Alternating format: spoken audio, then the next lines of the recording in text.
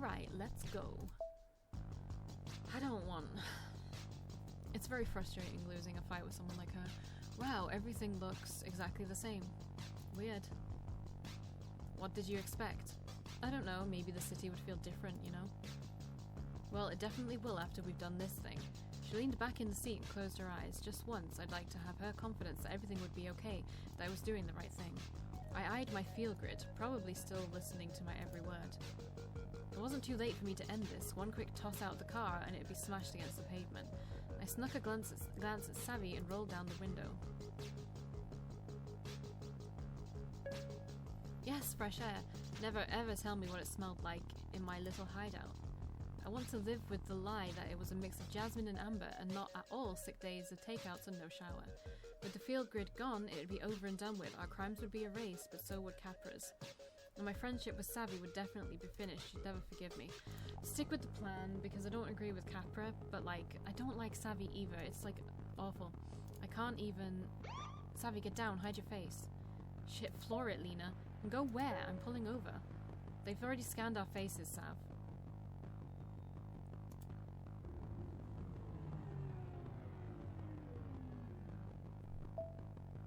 We'll get new ones, just get us out of here.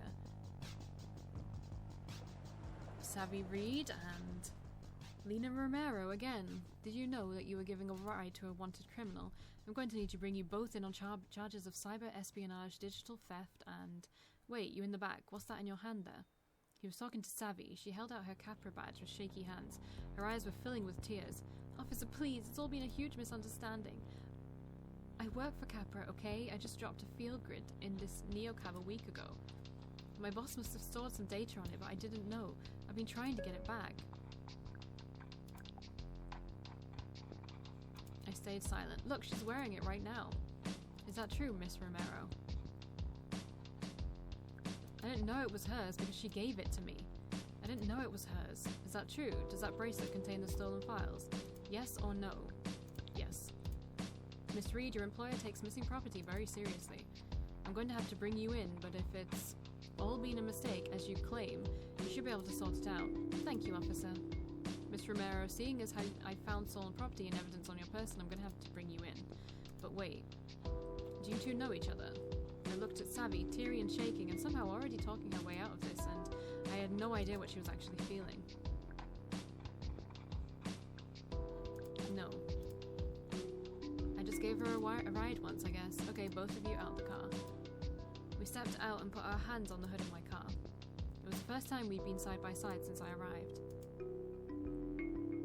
Man, Savvy's a piece of fucking shit. I hate her so much.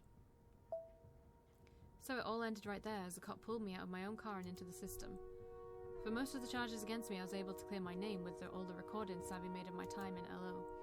Turns out her spying actually saved me. They stuck me with a misdemeanor for not disclosing her whereabouts right away, but that's it. They confiscated the field grid and nothing got out about Capra. Their crimes are as invisible and inevitable as ever. So what, it was just nothing? What? I'm so confused. Hofi's law passed and I'm out of a job. Neocab was given 3 months to cease all operations in Los Ojos. There wasn't much point to waiting it out. But there was still one thing keeping me here. The LOPD had kept me less than 24 hours, but Savvy, she'd had more explaining to do. I'd spent the next night in the shipping container wondering if she were okay, and what would happen to her once they knew the whole story. My heart almost stopped when the text had come in. Hey, El Bunny, can you pick me up? What could I have said but yes? God, it really turns into the sticks like the second you cross city limits, doesn't it? And so I'd picked her up at the police station, and now here we were making a beeline out of LO. It still didn't quite seem real that she was just sitting in my car like the whole thing never happened. She was being weirdly quiet, but at some point I had to know the whole story. How did she get the cops to let her go? So, did they just let you go? Oh no, they didn't just let me go. They basically gave me the 3rd degree in custody. How did you become involved with Radix? How did you get the drive? How many employees were you in contact with at Capra? They thought I caused the riot somehow, I wish. What did you tell them? I just told them what they wanted to hear. That Jason Radix put me up to it. Which is basically true. I wouldn't be in this mess if you just listened. Oh my god. I guess it was my fault for not standing up for myself, and why dwell on what could have been? Oh my god, I just don't get it. I just don't get it. Alright. I didn't say anything. I I wouldn't ever had come up with this on my own, you know. All those meetings with Radix really, like, changed me. They kind of brainwash you. It's been their whole tactic for decades. Why do you think they gave out free lunches to kids? So, I just gave the cops their info so they could talk to them. What do you mean, their info? Just, like, names and stuff. Right, I bet they were happy to have that. It's such a relief to be out of there. I don't even want to talk about it anymore. I literally can't wait to put this whole mess behind us. Definitely agree with you there. You know, you're a real lifesaver for picking me up, Lina. I know, especially after you hung me out to dry. Nah, just trying to be a good friend. I know, but I really just hate fighting with you. You get so different. Like, scary.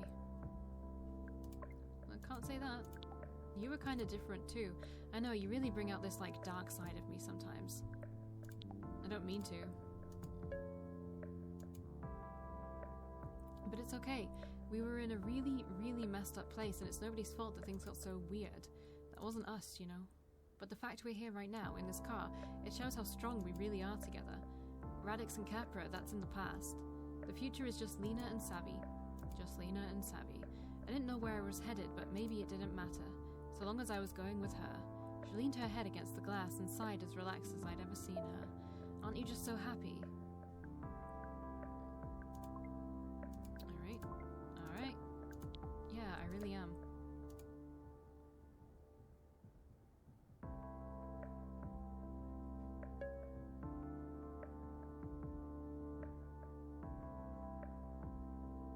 What the fuck?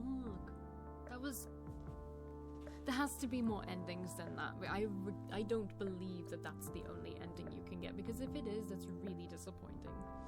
Because it completely, like, stifles so many of your choices, and you're just, like, stuck under the thumb of this girl. And I just don't agree that Lina could, like, never get out of that. She could just never do that. There has to be a way to get out from under her thumb. There just has to be. I don't believe there's no way to get out from that. Well, at least I finished it. It was good. It was definitely good. I think it did do some very interesting things with the emotion, but I just don't think they did a good enough job of letting her get out from underneath Savvy's thumb. Because Savvy is clearly this quite manipulative person. She's like, oh yeah, you bring this dark side out in me. But, like, as soon as like, she was in trouble, she instantly hung us out to dry. And that wasn't when we were fighting. That wasn't me bringing anything out in her, or Lina bringing anything out in her. That was just her at her core trying to look out for numero uno. Like, she called us selfish, but she was just projecting. So now we're stuck in this toxic friendship with this girl who's constantly let us down. She's there for us sometimes, but you can tell by the way that she talks about her that, like, she's constantly let us down. In the beginning, it said all I needed to know about her, that she has let us down so many times in the past. I don't know, it's just... People will probably prattle on and say, oh, but it's realistic. Like, you know, it's just how, like, these kinds of relationships work. I don't go into games like these and want real life like that stuck down my throat. I've had that enough in my life, being under the thumb of somebody manipulative, and that's why I wanted to try and get out of it. And it makes me feel kind of crap that I couldn't, and I need to know if there was a way that I could, because did I just say all the wrong stuff? Is that why I couldn't get out of them before? It just makes me overthink all that stuff, and I don't want to overthink all that stuff. Oh, God. I need to know. I need to know if there's a way.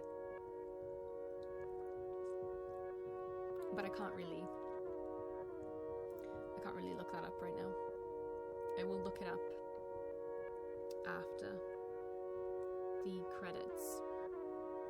Man, though, like, some of the conversations were really good, and I really loved Gideon. She was cool. I was very happy to help her. I can't imagine not helping her.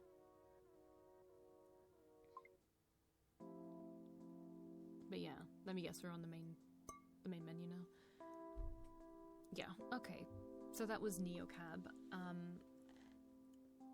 I probably won't come back to it, even if there are other endings. I probably won't. And I know this is a much smaller video than usual, but this is just the ending. So yeah, I loved parts of this, but I also think it was a little flawed in some ways. Obviously, for my full thoughts, I'd have to know if you could get a different ending. Which I have to believe you can. But the emotion system was a little flawed. I don't know, maybe I'm gonna have to think about it a bit more. Maybe this one's a thinker. I think I'd have to like let it digest a bit more. As you should with all things, you shouldn't just instantly review something when it's straight away when it's come out. You need to like sit with it for a while. So yeah. Yeah, that was Neocab. Glad I finally played it. It was something on my list for a while, just like everything else. I have so many games now, like free games and other games that I want to play, but I'm going to try and get through them without downloading anything else or installing anything else or buying anything else.